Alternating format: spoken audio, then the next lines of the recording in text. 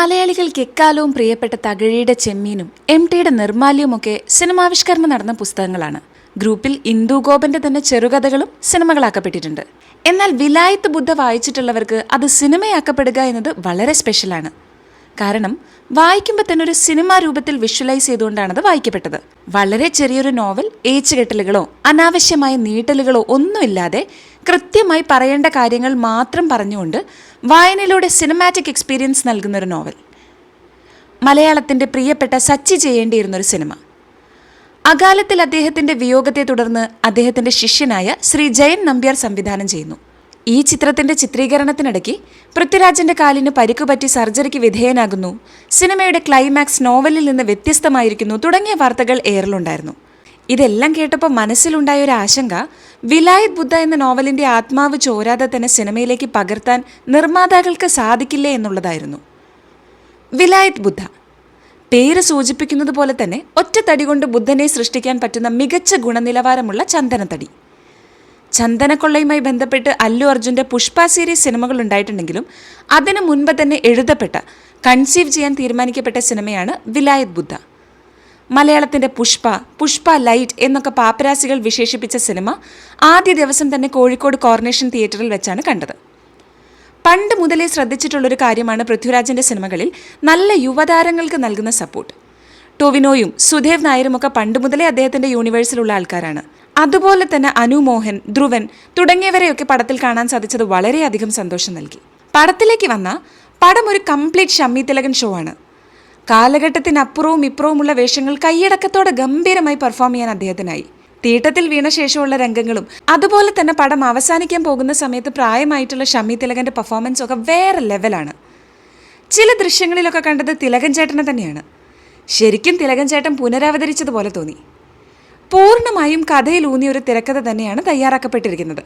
അതുകൊണ്ട് തന്നെ നേരത്തെ വായിച്ചവർക്ക് കഥയറിയാം എന്നത് ചെറിയൊരു രസംകൊല്ലിയാണ്. എന്നാൽ വായനാനുഭവം ഇല്ലാതെ നേരിട്ട് സിനിമ കാണുന്നവർക്ക് ഇതൊരു ഗംഭീര സിനിമാറ്റിക് എക്സ്പീരിയൻസ് തന്നെയായിരിക്കും. പടത്തിന് അത്യാവശ്യം 3 മണിക്കൂറോളം ദൈർഘ്യമുണ്ട്. എന്നാലും നന്നായി എൻഗേജ്ഡായി ത്രില്ലടിപ്പിച്ച് കൊണ്ടുപോകാൻ പടത്തിനായി. സച്ചിയെ ശരിക്കും പടത്തിൽ മിസ് ചെയ്തു. എന്നാലും അദ്ദേഹത്തിൻ്റെ ശിഷ്യനായ ജയൻ നമ്പ്യാർ അദ്ദേഹത്തിൻ്റെ അരങ്ങേറ്റം ഗംഭീരാക്കി.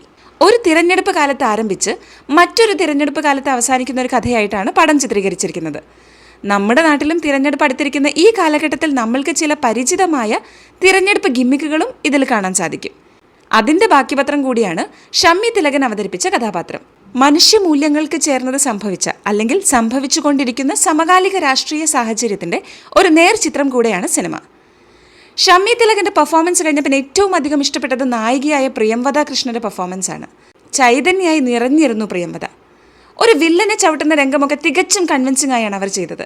ഡ്രൈവിംഗ് ലൈസൻസിലെ കഥാപാത്രത്തെ പോലെ, അയ്യപ്പനും കോശിയിൽ അയ്യപ്പൻ നായർ പോലെ ആണത്തം വിളങ്ങുന്ന ഒരു കഥാപാത്രമായി തിളങ്ങാനുള്ള പൃഥ്വിരാജിൻ്റെ കഴിവ് ഈ സിനിമയിലും തുടരുന്നു. ഡബിൾ മോഹനനായി മറ്റൊരാളെ സങ്കല്പിക്കാനാവില്ല. പക്ഷേ ചെക്ക് പോസ്റ്റിലൂടെ ചന്ദനം കടത്തിക്കൊണ്ടുപോകുന്ന ദൃശ്യങ്ങളൊക്കെ കാണുമ്പോൾ റെൻഡയിലെ ദിലീപിൻ്റെ ദൃശ്യങ്ങൾ ഒരുപടി മുകളിൽ നിൽക്കുന്നതായി തോന്നി. പടത്തിന് ഇത്രയധികം ഇലവേറ്റ് ചെയ്യുന്നത് ജേക്സ് ബിജോയുടെ മാസ്മരികമായ മ്യൂസിക്കാണ്. അയ്യപ്പനും കോശിയിലും ബാക്ക്ഗ്രൗണ്ടിൽ നൽകുന്ന ആ ഒരു ഫോക്ക് തീം BGM തന്നെയാണ് ഇതിലും പിടിച്ചിരിക്കുന്നത്. കൂടാതെ ഓരോ പൻസീനിലും നൽകിയിരിക്കുന്ന ബീറ്റുകളുടെയും മ്യൂസിക്കിൻ്റെയും പാറ്റേണും ഒക്കെ സിനിമ അങ്ങ് കൊമ്പത്ത് കയറ്റുന്നുണ്ട്. പടത്തിൽ ആക്ച്വലി ജീപ്പും ഒരു കഥാപാത്രമായി തോന്നി. അത്രയധികം റഫായ ഒരു ഹില്ലി ടെറൈൻ ജീപ്പ് സീൻസ് ഒക്കെ വിസ്മയമായി മാറി. ഈ ജീപ്പിന് വലിയൊരു ഫാൻ ബേസ് ഉണ്ടാക്കും എന്നാണ് തോന്നുന്നത്. ഈ പടം ശക്തമായ പൊളിറ്റിക്സ് പറയുന്നൊരു സിനിമയാണ്. സ്വന്തമായ ഒരു വിലാസമില്ലാതെ എങ്ങനെയോ ആർക്കോ വേണ്ടി ജീവിച്ചു പോകുന്ന കാടിൻ്റെ മക്കളുടെ പോരാട്ടത്തിൻ്റെ പൊളിറ്റിക്സ്. സമൂഹം ഇവരെ എത്ര മോശമായാണ് ട്രീറ്റ് ചെയ്യുന്നത് എന്നത്. തൂവെള്ള ഭാസ്കരൻ എന്ന രാഷ്ട്രീയക്കാരനിൽ നിന്നുള്ള തീട്ടം ഭാസ്കരനായുള്ള ഷമ്മി തിലകൻ്റെ വീഴ്ച. ഒരു സ്ത്രീക്കും അവരുടെ മകളെയും എങ്ങനെയാണ് സമൂഹം ട്രീറ്റ് ചെയ്യുന്നത് എന്ന പൊളിറ്റിക്സ്. പടം നല്ലൊരു വിഷ്വൽ ട്രീറ്റാണ്. ഇതിൻ്റെ ക്യാമറ കൈകാര്യം ചെയ്തിരിക്കുന്ന അരവിന്ദ് S കശ്യപിന് മറയൂരിലെ ദൃശ്യഭംഗി അങ്ങനെ തന്നെ പകർത്താൻ കഴിഞ്ഞിട്ടുണ്ട്. ഇനി വരും ദിവസങ്ങളിൽ കൂടുതൽ ജനങ്ങൾ മറയൂര് കാണാൻ അങ്ങോട്ട് ഒഴുകുമെന്നുള്ള കാര്യത്തിൽ സംശയമില്ല. പടം അത്യാവശ്യം ലെങ്തിയാണെന്ന് പറഞ്ഞല്ലോ.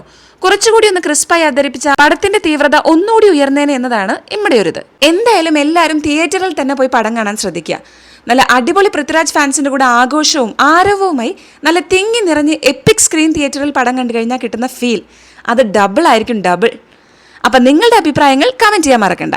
അപ്പം ശരി, അടുത്ത വീഡിയോയിൽ കാണാം.